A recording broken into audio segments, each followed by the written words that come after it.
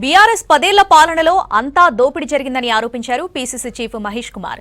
కేసీఆర్ చుట్టూ గుంటనక్కలు పందికొక్కులు ఉన్నాయని 10 ఏళ్లలో కల్వకుంట్ల కవితకు తెలియదా అని ప్రశ్నించారు.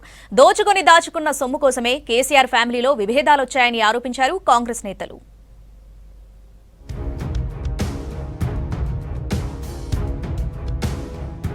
గత 10 ఏళ్ల పాలనలో బీఆర్ఎస్ అందిన కాడికి దోచుకుందని ఆరోపించారు పీసీసీ చీఫ్ మహేష్ కుమార్.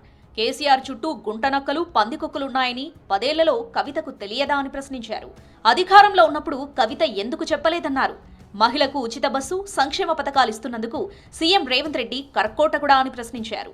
ప్రకాశం హాల్లో పీసీసీ మైనారిటీ విభాగం చైర్మన్ పదవి బాధ్యతల స్వీకరణ కార్యక్రమంలో మహేష్ గౌడ్, మంత్రి Azharuddin, food corporation chairman Faheem పాల్గొన్నారు.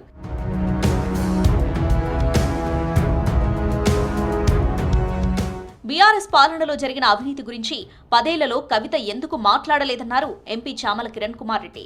దోచుకొని దాచుకున్న సొమ్ము కోసమే కేసీఆర్ ఫ్యామిలీలో విభేదాలొచ్చాయని ఆరోపించారు. కవితకు 10 ఏళ్లలో ప్రజా సమస్యలు గుర్తుకు రాలేదా అని ప్రశ్నించారు.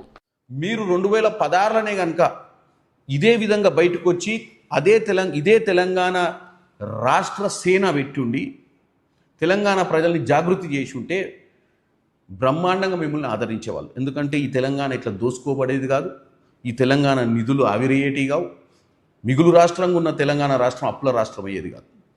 ఎందుకు మీరు 10 ఏళ్ళు ఒక్కరోజు కూడా ఇదే విషయాన్ని రోడ్డు మీదకి ఎక్కలేదు?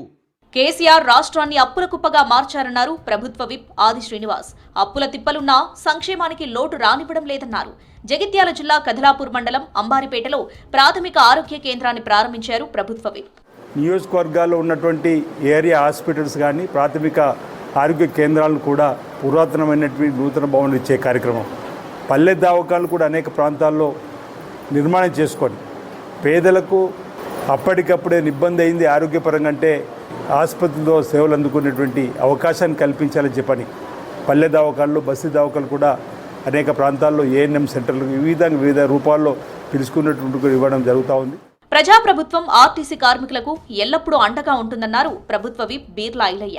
ఆర్టీసీ కార్మికులతో ప్రభుత్వం చేసిన చర్చలు సఫలం కావడంతో యాదగిరిగుట్ట ఆర్టీసీ డిపోలో సంబరాలు నిర్వహించారు. కార్మికులతో కలిసి సీఎం రేవంత్ రెడ్డి ఫ్లెక్సీకి పాలాభిషేకం చేశారు బీర్లా ఐలయ్య. గతంలో బీఆర్ఎస్ అధికారం ఉన్నప్పుడు 50 రోజులు సమ్మె జరిపి ఎంతో మంది ప్రాణాలు, ఆర్టీసీ కార్మికుల ప్రాణాలను బలిగొన్నటువంటి బీఆర్ఎస్ పార్టీ మరి 3 రోజుల సమ్మెకే రాద్ధాంతం చేస్తున్నారు. ఈ ప్రజాప్రభుత్వం గౌరవ ముఖ్యమంత్రి రేవంత్ అన్న నేతృత్వంలో వాళ్ళ న్యాయమైన డిమాండ్లు తీర్స్తామని చెప్పి చర్చలు ఎప్పటికప్పుడు జరిపి 3 రోజులనే ఈ చర్చలు సఫలం కావడం ఇలా చాలా సంతోషం. సీఎం రేవంత్ రెడ్డి కార్మికుల పక్షపాతి అని మరోసారి రుజువైందన్నారు ప్రభుత్వ విప్ వేముల వీరేశం. ఆర్టీసీ కార్మికులను అడ్డుపెట్టుకుని కొంతమంది కుట్ర రాజకీయాలు చేయాలని ప్రయత్నం చేశారని ఆగ్రహం వ్యక్తం చేశారు వేముల. కేసీఆర్ 10 ఏళ్ల పాలనలో పాపాలను కవిత ప్రశ్నించి ఉంటే ప్రజలు నమ్మేవారని చెప్పారు ఎమ్మెల్యే మేడిపల్లి సత్యం. కేసీఆర్, హరీష్ రావు, కేటీఆర్ బండారాన్ని బయటపెట్టినందుకు సంతోషంగా ఉందన్నారు. కార్మికులు లేవనెత్తినటువంటి అన్ని సమస్యలకు కారణం గడిచిన 10 సంవత్సరాల్లో బీఆర్ఎస్ ప్రభుత్వం, బీఆర్ఎస్ పాలనే అని చెప్పేసి సందర్భంగా తెలంగాణ సమాజానికి తెలియజేస్తాం. యూనియన్ రద్దు చేసింది కూడా బీఆర్ఎస్ ప్రభుత్వం, బీఆర్ఎస్ పాలకులే. అప్పుల ఊబిలోకి నెట్టింది కూడా బీఆర్ఎస్ ప్రభుత్వం, గత ముఖ్యమంత్రి. ఇక మా అయ్య పాలన అయిపోయింది, మేము అమ్మ పాలన తీసుకొస్తామంటే ఎవరు నమ్మరు.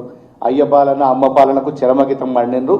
తెలంగాణలో ప్రజలు ప్రజాపాలన కోరుకుంటున్నారు, ప్రజలు స్వేచ్ఛను కోరుకుంటున్నారు.